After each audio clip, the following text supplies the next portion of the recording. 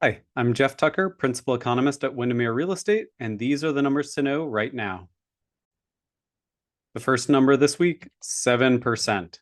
That is about the typical interest rate on a 30-year fixed rate mortgage right now, according to both Freddie Mac and Mortgage News Daily. It's also almost a full point higher than it was just 4 months ago in mid-September. I should add that the daily data have been very volatile lately, with rates jumping up and down by sometimes 10 or 15 basis points. But in the bigger picture, this is the first time since last May that Freddie Mac's weekly survey showed rates above 7%. So, the question this week is why? What's going on here?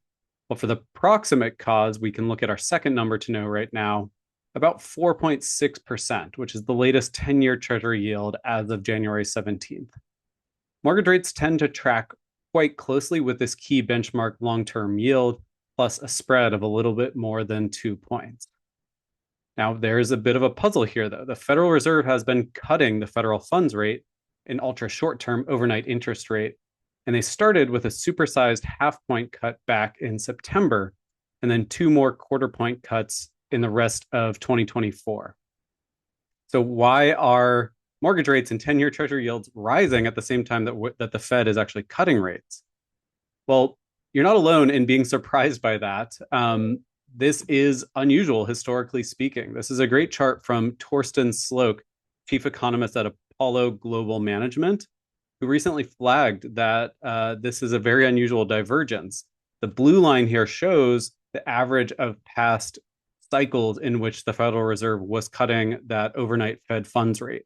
It shows that historically, yes, the 10-year Treasury yield also tends to fall during a rate cutting cycle. That's that blue line there. But in green, it shows this time and how this time is quite different.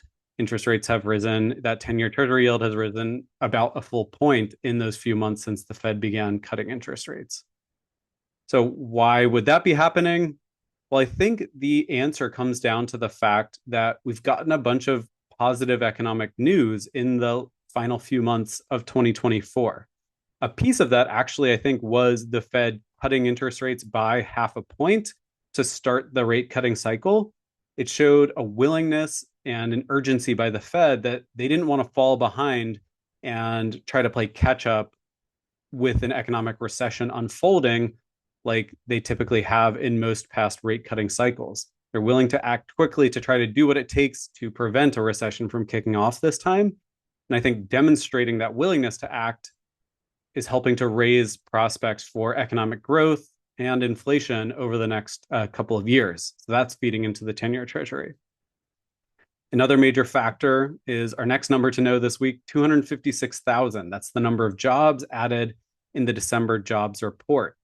That makes 3 out of 4 really strong months of data from the jobs report that we got since the Fed began cutting interest rates. Really all of them except for October, which was impacted by hurricanes. So that is showing that the economy is not actually falling into a recession as some had feared heading into September. And then finally, looking at the other side of the Fed's dual mandate, inflation, well, the cool down in inflation has also stalled out. So this would be our final numbers to know this week, 2.9%. That's the year-over-year change in the consumer price index right now, and 4.8%, which is the annualized monthly gain in December of the CPI. Now, that monthly gain was heavily impacted by some volatile components, including energy. And so all in all, this CPI report basically showed we still haven't kind of killed inflation. The Fed hasn't yet put out the fire of inflation that's running above its 2% target. I added that as a dashed gray line on the chart here.